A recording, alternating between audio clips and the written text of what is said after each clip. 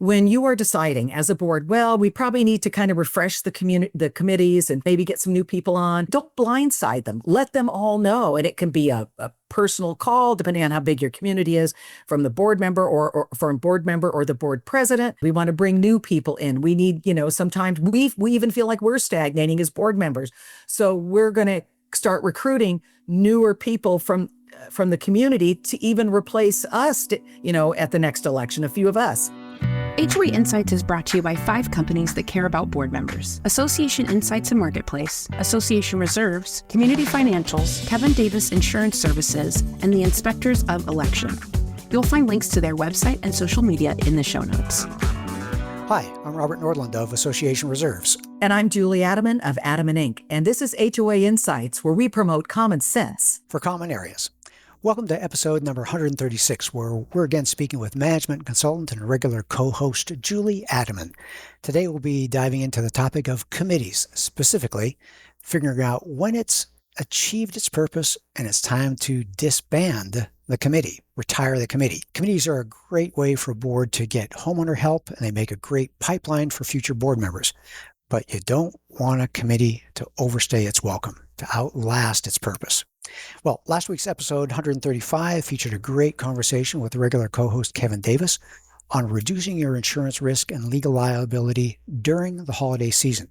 We want this podcast to be a valuable resource to you. So when we learn there are practical things you can do to save yourself some money or some trouble, we want to pass along those tips to you, putting more things into your control. If you missed that episode or any other prior episode, take a moment after today's program to listen from our podcast website, hoainsights.org, or watch on our YouTube channel.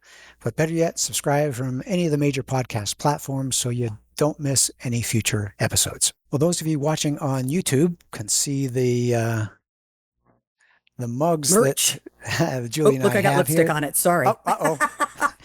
It's used.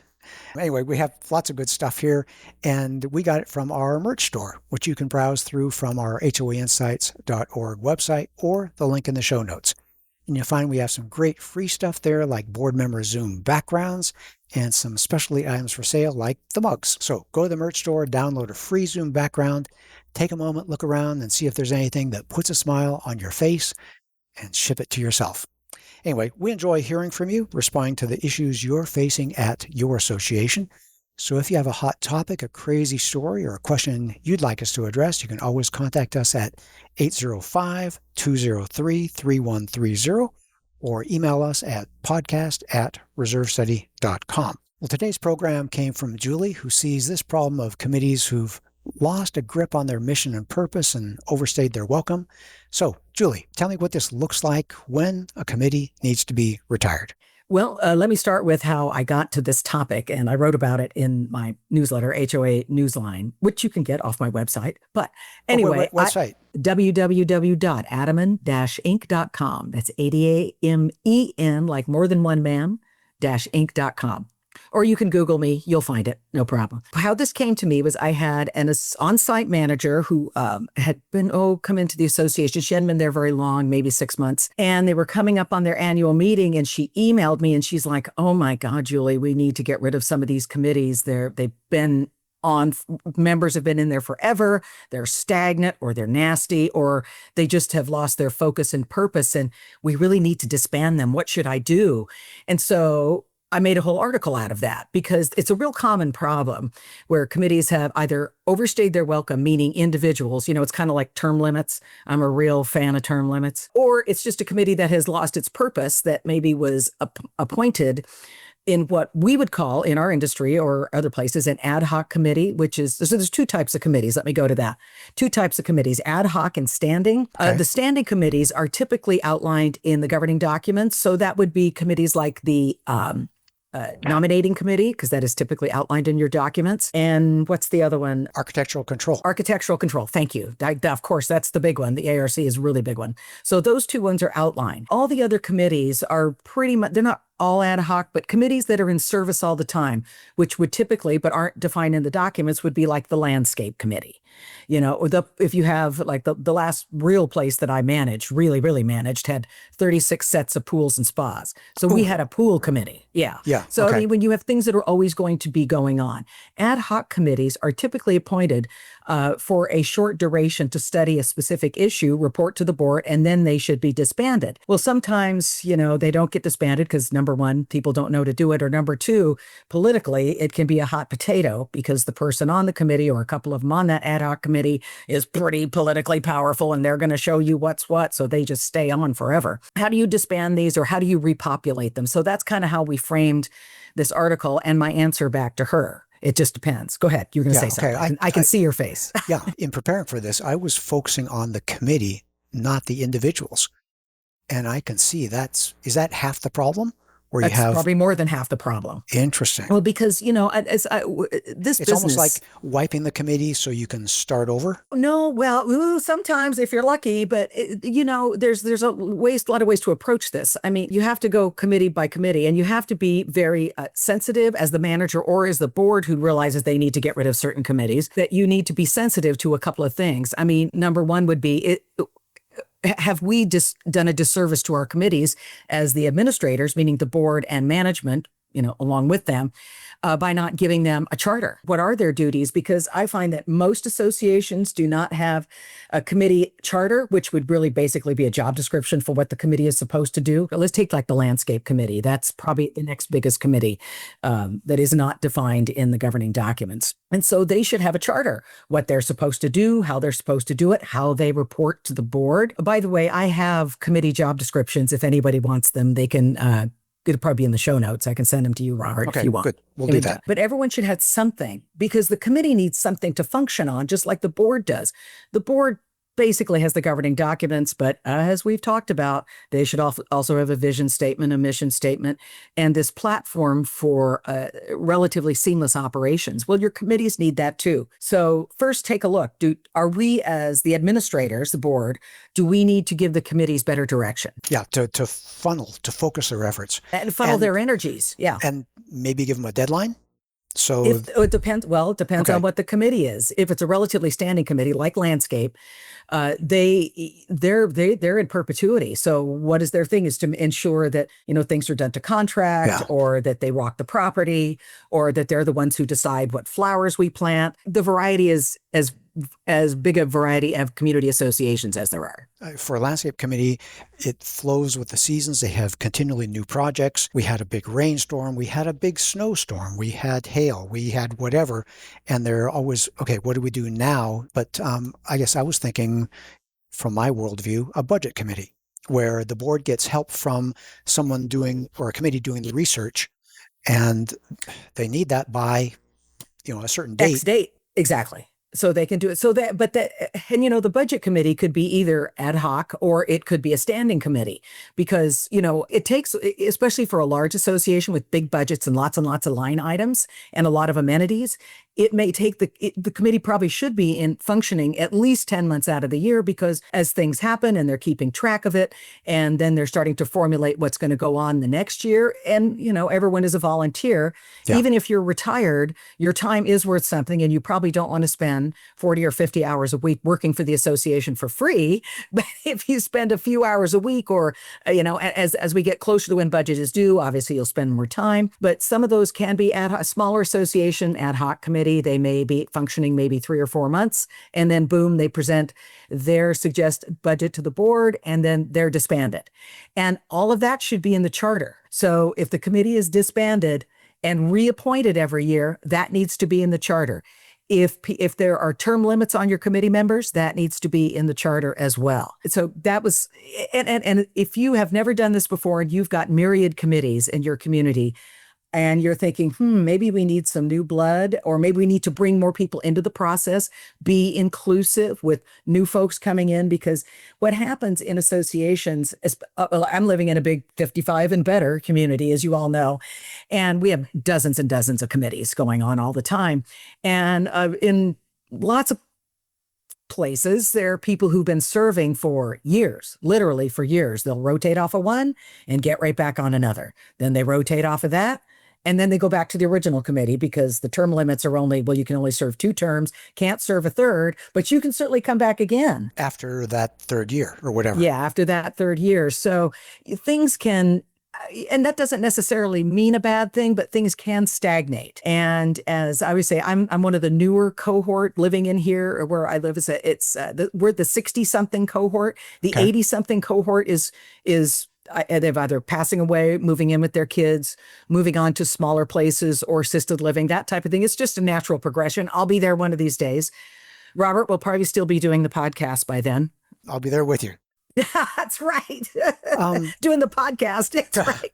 From assisted living. That's us. Boy, what kind of technology will we have then? Oh, yeah, really. I'm still thinking about people. And it's all about the people. It's all about the people. And I'm wondering some of the things I've been on, well, like committees I've been on with CAI in the Business Partners Committee. They needed so many attorneys, so many association physical support people, plumbers, roofers, painters, so many reserve state providers, and some ad hoc. So can you envision a committee, or is it healthy for a committee to have, I need this many women, this many men, or in your case, this many people who've lived here less than 5 years, people who've lived here more than 5? Are you looking for specific blends? I'm saying that's, I never thought of that, Robert, but it's a good idea. It depends on where you are, and it all depends. I mean, that could be considered somewhat discriminatory one way or the other. If you have it written down, I'm not quite sure, but I think that it would behoove boards when they're looking to populate committees to bring new people in specifically because we need a mix, because the things that concern me in my 60s versus what concerns someone who's going to only live here another 2 or 3 years or 4 or 5 and have been here for 25 or 30 years now. We have completely different concerns, and things are changing. You can see it in the makeup of how things are working in clubs, various clubs, and that, like the club, I belong to the swim club, and we have a cohort in their 70s, 80s. We even have competitors in their 90s, believe it or not. Unbelievable. Good for them. Yeah, I know. They always make All-American because there are some of the few people in their 90s still swimming. So it's pretty astonishing. So, but their concerns are completely different than the concerns of the newer folks. And not that we want to come in and take over, but it would be nice to have a voice. And I will tell you candidly that they don't have that big a voice quite yet. But natural progression will make the turnover will naturally happen if we can't force it. I mean, that's just what will happen. So I like what you said there. So they have a voice. And to have a healthy community, we've spoken about this before, healthy community, healthy communication, things like that, to have a healthy blend of board member turnovers, which is healthy elections, committee turnovers with healthy, getting the new people involved, inviting, oh, you have a dog. We're going to start a dog committee to help us know how many pet waste stations we need. There are, what we're going to need. Yeah, exactly. We're going to start having Yappy Hour where everybody brings their dogs out and their cocktails. They actually have that. So, but actually, I'm glad you brought that up because I had a section here that I wrote and it was all communicate because, if the board is taking this type of thing on and it's a brand new thing for your community and they're like, wait a minute, you're going to get rid of Bob? He's been on there forever. And people are thinking, yes, that's why he needs to go maybe. But if you're the board, I'm being somewhat facetious, people, please take this with a grain of salt, but you need to communicate not just to your committee members, but to the community as a whole. And let me address the committee members first. When you are deciding as a board, well, we probably need to kind of refresh the committees and maybe get some new people on, not necessarily everybody, but don't blindside them. Let them all know. And it can be a personal call, depending on how big your community is, from the board member or from board member or the board president, or it can be, in writing to everybody and saying, hey, we're going to have a meeting for all committee members. We want to talk to you about where we're going and we'd like your help. So have real reasons why you want to do this. Don't tell them you need to get off because you're not doing what we want you to do. It's more like, again, your diversity. We want to bring new people in. We need, sometimes we even feel like we're stagnating as board members. So we're going to start recruiting newer people from the community to even replace us, at the next election, a few of us, because obviously staggered terms type thing. But also with the homeowners, you don't want the homeowners out there thinking, because don't forget, all they're going to hear is from the disgruntled committee members who think they're being axed. And they are going to go, what do you mean you're getting rid of these people? You have to have legitimate, real reasons to do so. and frame. I have my notes here. I'm just looking at this. Sorry. Yeah. You want to frame the transition as positive. Okay. Now that's a cue for me to lift my pen up. Frame the transition as positive, an inclusive effort to strengthen community governance, and use absolutely every channel you have, meetings, newsletter, the website, even on the clubhouse bulletin board or in the lobby as you walk, as you're going up the elevator. Reinforce the message that you are modernizing how you're doing things and you are inviting broader participation from the homeowners. And boards, this is so great for you because most of you don't want to be board members forever. If some of you do, you're a little sick. But if you want new, good board members, where's your pool, Robert? Your pool is in the committees. Yep. And you want to look at those people who are good contributors, who are looking out for the community, not for themselves. They make the meetings, they have input, they don't blow things off, they meet whatever deadlines. Those are people you want to target to be board members, not immediately. That's a big mistake we always make. They're great. Make them board president. No. Yeah.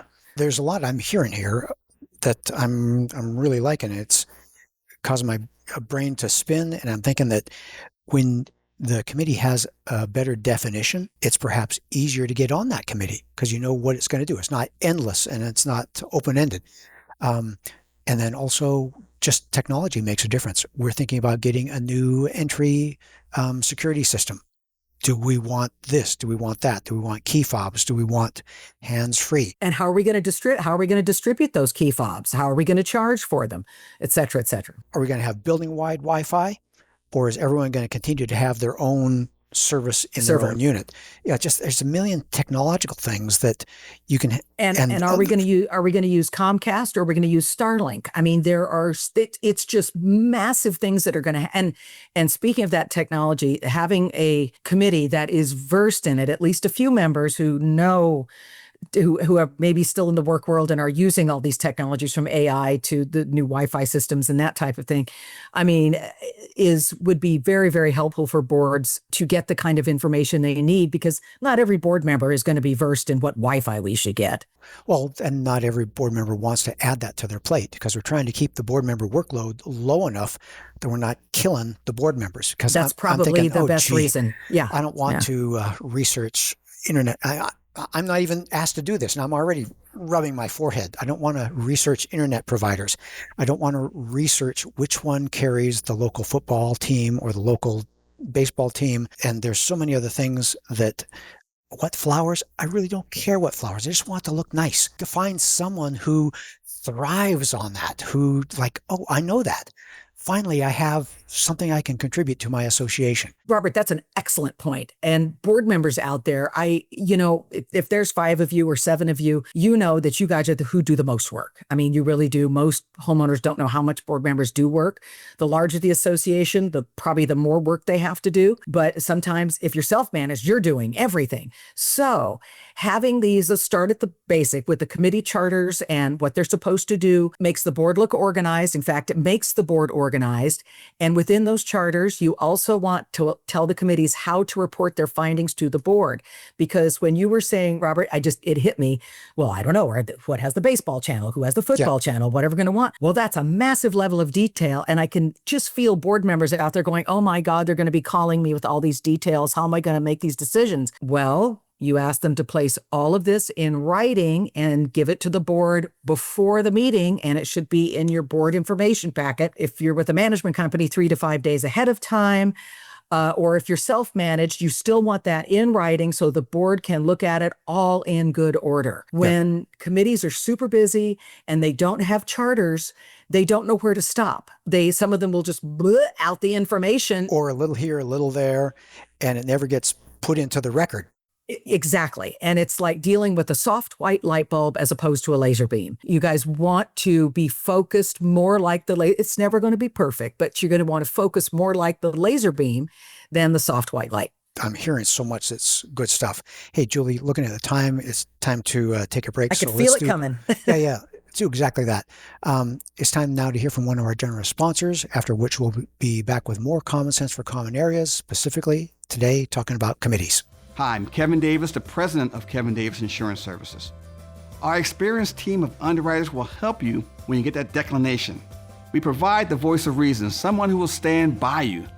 Our underwriters bring years of knowledge to our clients that can't be automated by technology or driven by price. As a proud Anwins company, we bring true value to your community association clients. We are your community association insurance experts.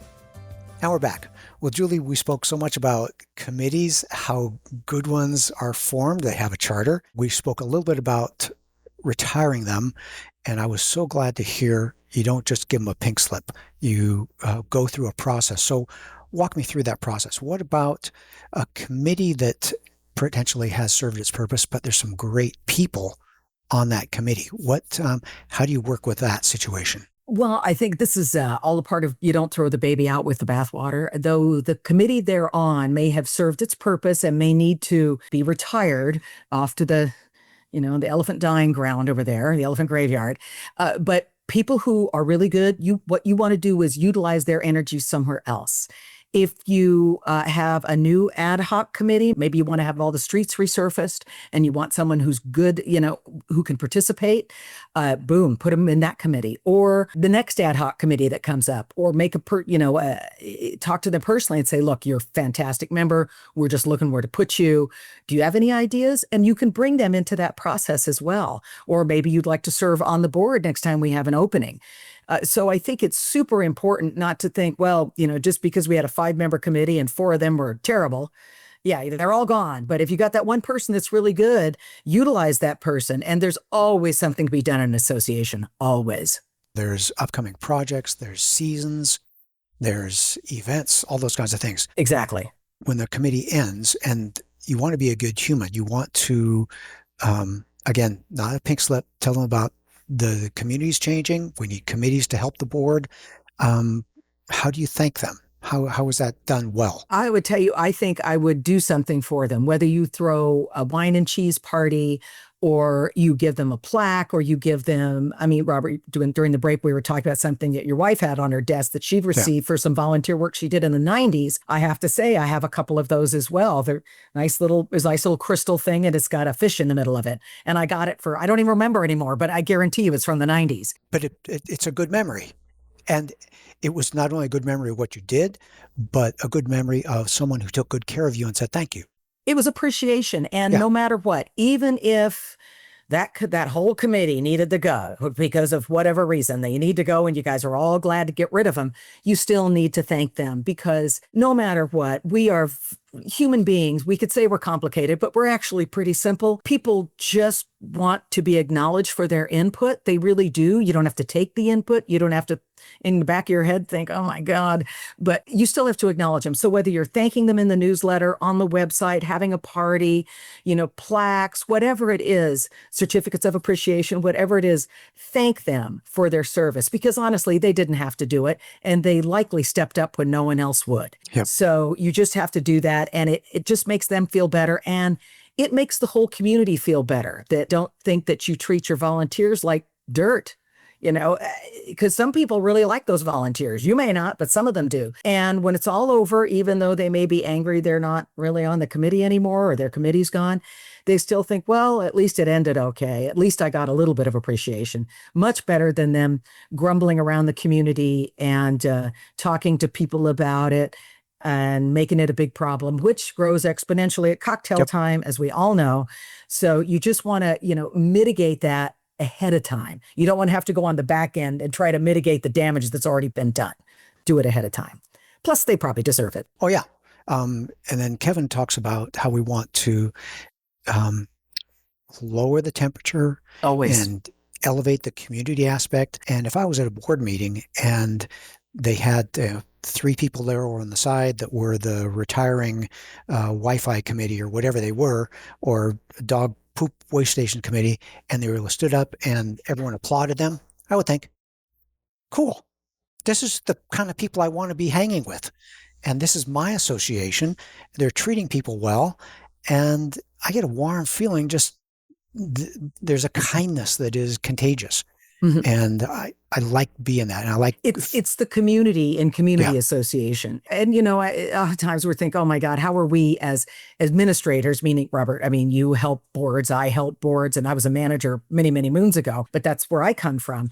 But, I always used to poo-poo that, but I guess maybe I'm getting old because I don't so much anymore, because the feeling of the community you have when you live in a crummy association and it's at each other's throats all the time, the vibe is completely different than it is in a happy community. It's just totally different.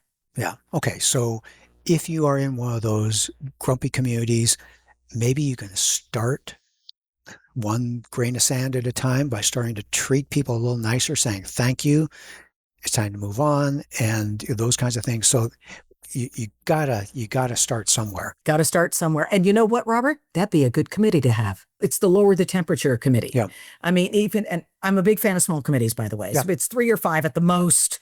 But is that, if you recognize your community could be a little nicer, that maybe the notices that go out to people could be nicer. Just maybe, the tone. Yeah. Yes. Yeah. Or the people that are, it's like we always say the dog poop way stations, right? When all of your letters that go out are pick up after your dogs, or, dog poop everywhere, whatever it is, which is a huge thing in our world, as you know, a committee that says, well, why don't we just fix the problem and put the waste stations there so they have the bag and they can throw it away? Yep. The board's like, oh, that would make everybody think we're on top of it and we're tuned to their needs. It goes a long way in making your community a community. Yeah. I'm just thinking the nice community, or the nice committee, where they're responsible for helping the board with communication, and maybe they are helping rewrite the rules. So it's not the pool hours are such and such and such and such. They can frame it in to keep our community the peaceful, happy acres that we strive to be. Pool hours are this. They're framed for a purpose, not just because we told you to do it. We're going to be out there in the bushes with a watch and a fine book. Sometimes we see a policeman in the shade behind a tree, and like, oh, I wasn't going that fast. Right. Was I? Are there? We've talked about how to do it. Have we talked about? Are there telltale signs that a committee is done, or is it different with each committee, each association, things like that? I think it's kind of different everywhere. I would say that, but everybody, if you have an ad hoc committee that was formed to, study the roofing system, and after that's all been done and the roofs have been replaced, officially disband the committee so they know they're done, keeping them and thank them and give them their certificates or whatever you need to do, because you want to thank them, but you want to make sure they know that they're not to start going out and looking for other things unless you give them that charter. Yeah. So let them go. If there are other committees that are just being completely unproductive, maybe they lost the head of the committee and no one else has taken up the mantle, but they're still sort of meeting and you're not getting the reports you need. You need to move them along to either something else or just move them along, period. Maybe the committee doesn't need to be in existence anyway. So I think it's kind of depends on the community, the committees, and the people populating those committees. Yeah. I think one of the big things I'm taking away from this is the importance of committees, all the things they can do to support the board. And you can give them assignments to delegate a project to them, and that makes the board member's job that much easier. You've got reliable people. You're building a pipeline. We've talked about it before, of future board members, people who know how to do things. You get them with their fingers now in the community where they're participating. It's my association. The stupid board wanted 3 dog waste stations, and because of our committee, we now have 8, all in the right places. Exactly. And I don't know, if you could probably feel good about that when you drive home at night, that kind of thing. You would. And, you wouldn't even think that people think about that. But it's a process, right? So just putting in 1 dog waste station, that might be nice. But if you put in all that need to be done, and so there's that. And then the next thing is, oh, gosh, they took out those dying trees out there and they planted something else in there. And we didn't even have to complain about that. I would say all of this is proactive. Yeah. And it's a momentum builder. Exactly. Yeah, the proactive aspect is the momentum builder. And it's subtle at first, but when you're living in a community that you know is well run and the board is attuned to the needs of the community, you will probably find some really effective committees working with that board. Because they can't do it all themselves. And when you try to do it all yourself, you can't do everything effectively. You just can't. And you burn out the board members and you get grouchy. And you don't want grouchy leaders. Nope, because that's when you get the no police, no this, no that. Yeah, because they're sick and tired of this. What's that new word? Hangry. When you're hungry, they're hangry. You get angry. Yeah, they're hangry. And you don't want board members like that. Good committees will help with that.